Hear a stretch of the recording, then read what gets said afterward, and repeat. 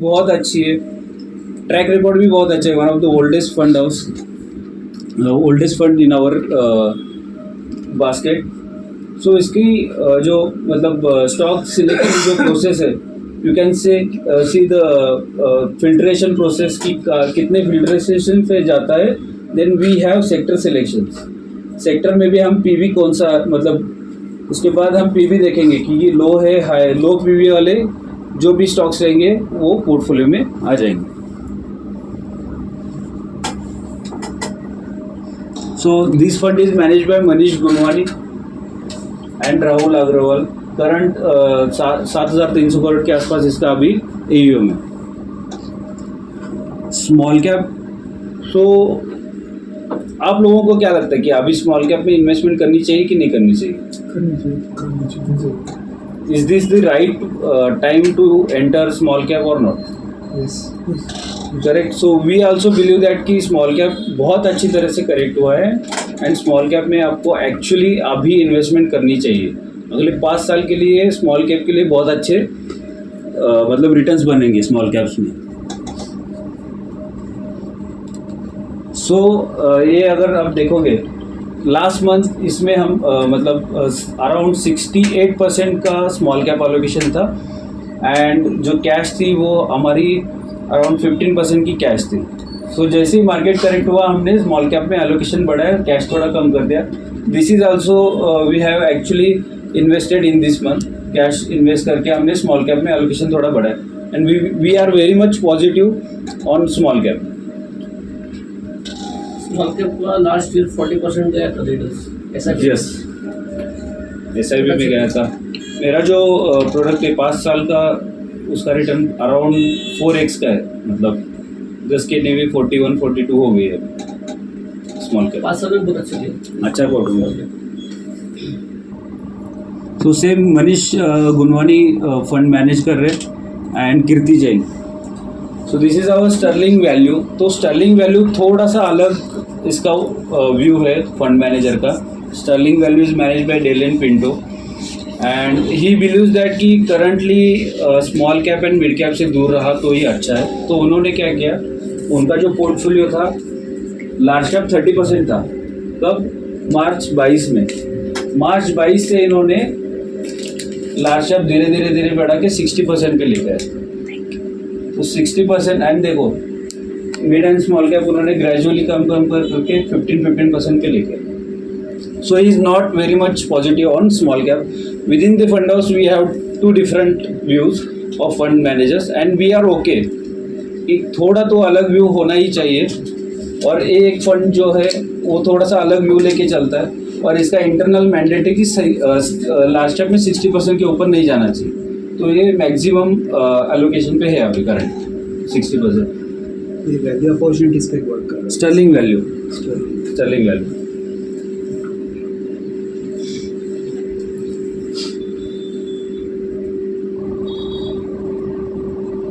Financial services, so basically ये एक fund हम recommend कर रहे हैं और कैसे अलग है पेयर से। अगर आप इंडस्ट्री में जितने भी फाइनेंशियल सर्विसेज फंड्स देखोगे तो mostly those are not core financial services fund. अगर आप देखोगे तो उसमें बैंकिंग एंड फाइनेंशियल सर्विसेज बहुत ज़्यादा है। सो बैंकिंग में जो एलोकेशन है वो अराउंड 80-82% का एलोकेशन है, which makes that fund is banking fund. Whereas last 10 to 15 years में insurance, capital market participants, then fintech, इनका पार्टिसिपेशन बढ़ गया है फाइनेंशियल सर्विसेज में, जो हमको लगता है कि इनको एलोकेशन देना बहुत ज़रूरी है। तो हमने जो बैंकिंग एंड NBFCs है इनका एलोकेशन हमने 70% के आसपास ही लिमिटेड रखा है और यहाँ पे थोड़ा सा एलोकेशन हमने बढ़ा दिया। तो एक मेजर डिफरेंस है other banking fund say, banking end financial fund say.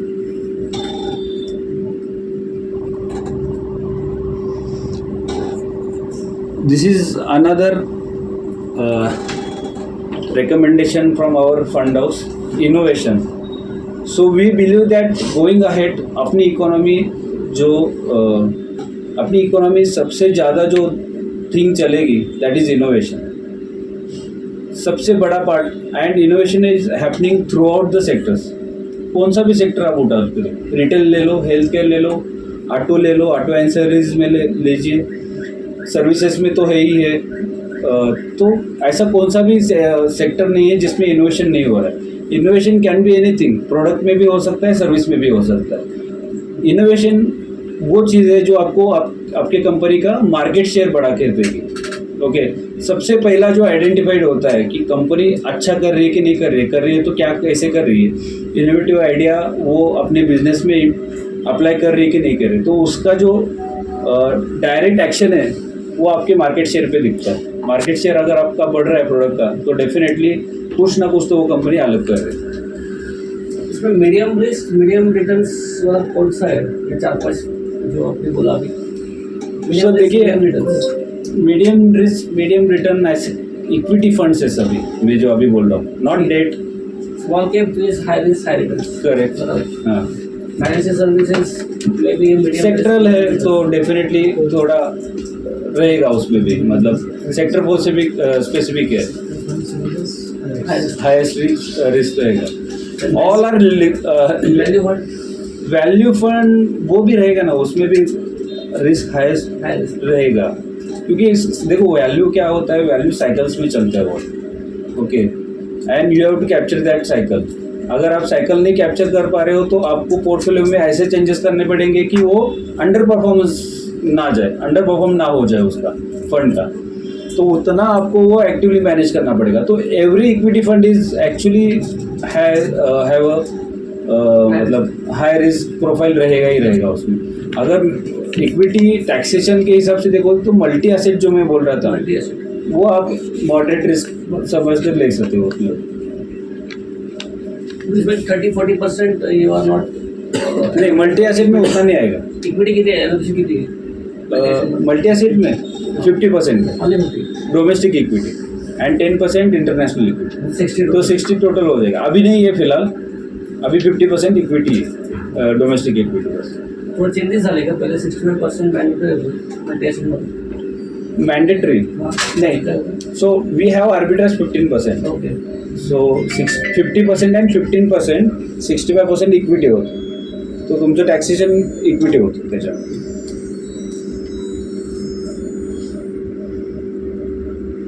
Yes, thank you. Anything अगर आपको कुछ जानना है, कुछ सवाल है. रिटायरमेंटचं फंड आहे ना, आहे. बॅलन्स स्ट्रॅटेजी आहे त्याची सुद्धा, 50%च इक्विटी आहे त्याच्यामध्ये, बाकीचं आर्बिट्राज थोडासा आणि मग डेट आहे. त्याच्यामध्ये पण म्हणजे ॲग्रेसिव्ह प्लॅन किंवा असं कॉन्झर्वेटिव्ह प्लॅन असं काहीच नाही, एकच प्लॅन आहे बॅलन्स ह्याच्यामध्ये. हां, त्याचं काय आहे?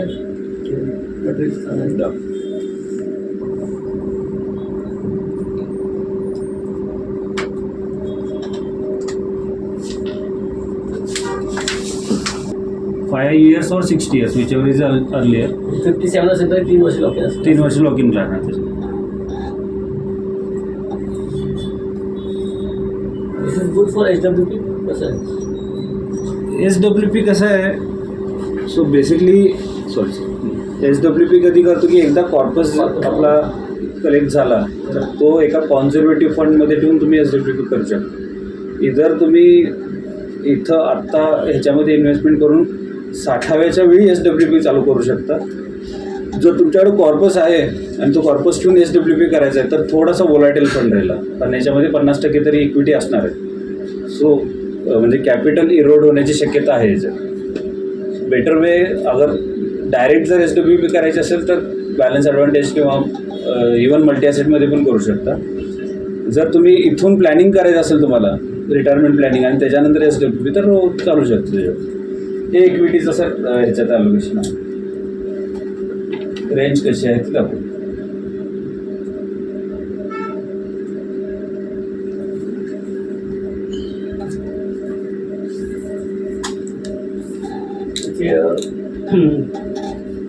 रेट ऑफ रिटर्न्स किती आहे? 5 वर्षाचं काही चार्ट आहे. नाही, एवढा जुना नाही आहे, 5-10 वर्षाचा.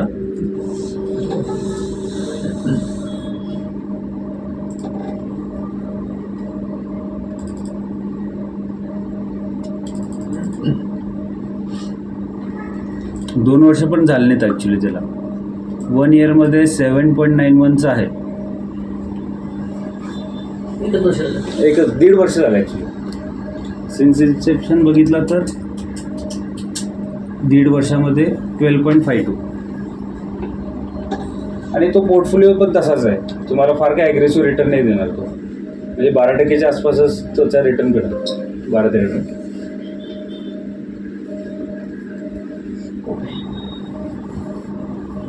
आपलं त्याला ओव्हरलॅपिंग किती मल्टी ॲसेटमध्ये multi cap multi ॲसेटमध्ये.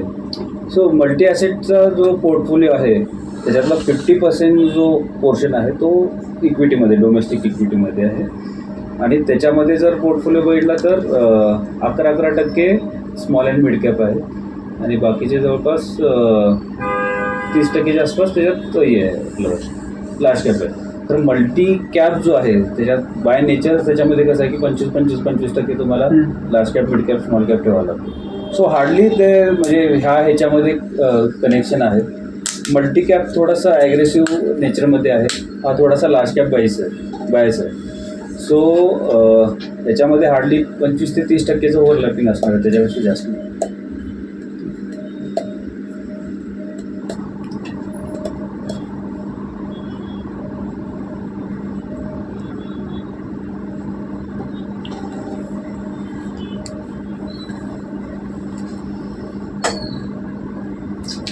Anything else?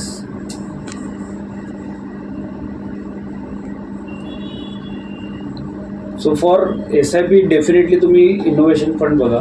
Innovation fund तुम्हाला SIPसाठी खूप चांगले रिटर्न बनवून देईल. Innovation and small cap fund. जर आत्ता करंटली जर तुम्हाला इन्व्हेस्टमेंट करायची असेल कोर इक्विटीमध्ये, मी म्हणतो की म्हणजे 50% आत्ता तुम्ही लमसममध्ये तुम्ही 50% इन्व्हेस्टमेंट करू शकता ह्या करंट मार्केट सिच्युएशनमध्ये. जर 100 रुपये करून तुम्हाला इन्व्हेस्ट करायचे तर तुम्ही 50% डेफिनेटली कोर इक्विटीसारख्या लार्ज अँड मिड कॅप ज्याच्यामध्ये तुम्हाला पोर्टफोलिओ थोडासा बॅलन्स इन द सेन्स की तुम्हाला ग्रोथ पण देईल आणि स्टॅबिलिटी पण देईल पोर्टफोलिओ तुमच्या फंड्स ह्याच्यामध्ये.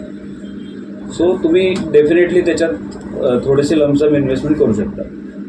आपलं फायनान्शियल केव्हा झालं सर? फायनान्शियल सर्व्हिसेस लॉन्च होऊन 2-2.5 वर्ष झाली जवळपास. काय रिटर्न डिलिव्हर करतो 2.5 वर्ष?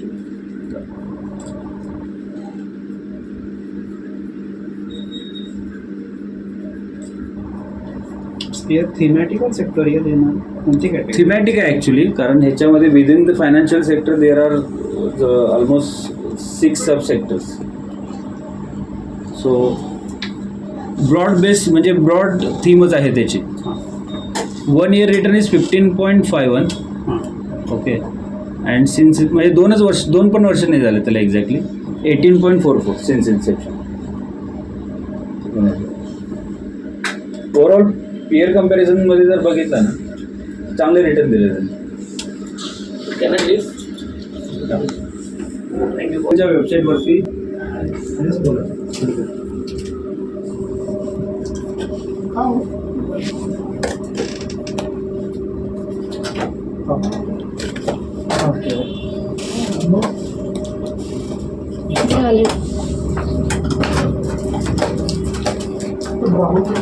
SWP साठी कुठला फंड? SWP मल्टी किती पर्सेंटची करणार आहेस तुम्ही? रेकमेंडेड पर्सेंटेज जे आहे SWP साठी दॅट इज 7%. 7%ची जर केला तर तुमचं कॅपिटल इंटॅक्ट राहतं आणि रेग्युलर इन्कम पर ॲनम 8% द्यायचे असेल तर 8 देऊ शकता तुम्ही. बट कसं आहे की कुठलाही फंड घ्या तुम्ही, बॅलन्स ॲडव्हान्टेज घ्या, मल्टी ॲसेट घ्या, हे सगळे इक्विटी डायनॅमिकली कमी जास्त होत असतात. ते आमच्या दोन मल्टी ॲसेटचं स्टॅटिक आहे, बट त्याच्यामध्ये डायनॅमिकली कमी होत जास्त होतात. तुम्हाला काही काही वेळा रिटर्न 4% 5% हे असे दिसू शकतं. सो तुमचा जो कॉर्पस मेन जो इन्व्हेस्टेड कॉर्पस आहे ना तो इरोड व्हायला चालू होतो, जे इन्व्हेस्टरला नाही आवडत. तो 5 वर्ष थांबला. 5 वर्ष थांबून काही प्रॉब्लेम नाही. 8%. हो 5 वर्ष इन्व्हेस्टमेंट थांबून मग म्हणजे इन्व्हेस्टमेंट करून मग तुम्हाला SWP करायचं असं म्हणतात. SWP सुरू केली त्यांनी सुरुवातीपासूनच. हा, पण तो थांबला 5 वर्ष. 5 वर्ष जरी थांबला तरी कसं होतं ते दर महिन्याला होती ना SWP. सो मार्केटची जी काही फ्लक्च्युएशन आहे ती तुम्हाला दर महिन्याला फंड्समध्ये पण दिसणार. तेवढी नाही दिसणार बट थोडी तरी दिसणार. सो बेटर बाय 6-7% ठेवला. इन्व्हेस्टरला पण थोडेसे कमी एक्सपेक्टेशन जर ठेवला तर बरं राहील. त्याच्यामध्ये कॅपिटल इरोड नका होऊ.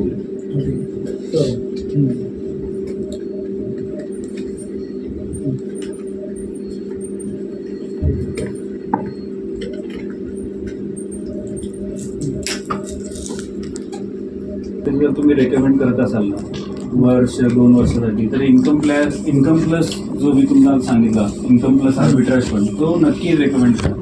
तुम्हाला डेफिनेटली FD पेक्षा आहे ना 1% तरी डेफिनेटली रिटर्न हायर येईल.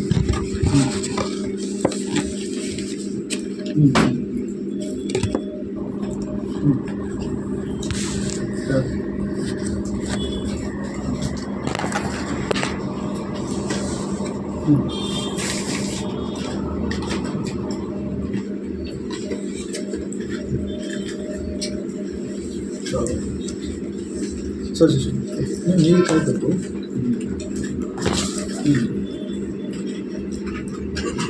बरोबर मी काय करतो राहुलचा नंबर तुम्ही सांगितलं की मृणाल सिंग यांनी जॉईन केलं as a AIF head alternative head. त्यांच्या अंडर एक इक्विटी AIF पण लॉन्च केलं आहे इक्विटी अपॉर्च्युनिटीज. तो कॅटेगरी 3 AIF आहे ज्याच्यामध्ये लॉंग ओनली स्टॉक्स असतील.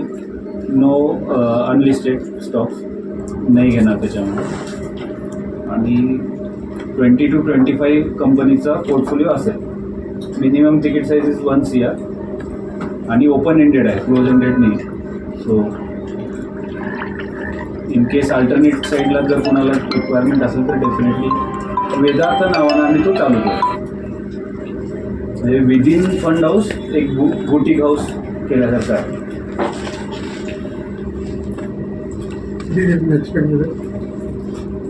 एक्सपेक्टेड जर कसं आहे आता मागच्या 10 वर्षाचं जर निफ्टीचं रिटर्न बघितलं इट इज अराउंड 10% ओनली. म्हणजे सगळं डिव्हिडंड वगैरे पकडून पण. तर किंवा कुठल्याही डायव्हर्सिफाईड फंडचं जर रिटर्न बघितलं it is around 13-14%.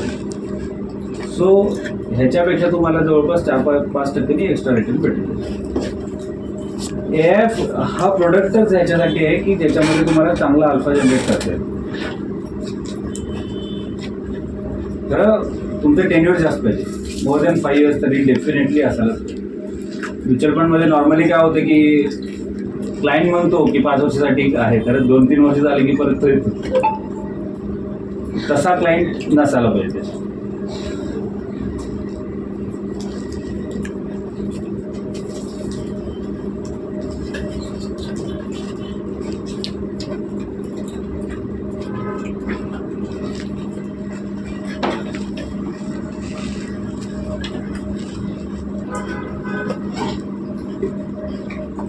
And even for IFPs also we are open.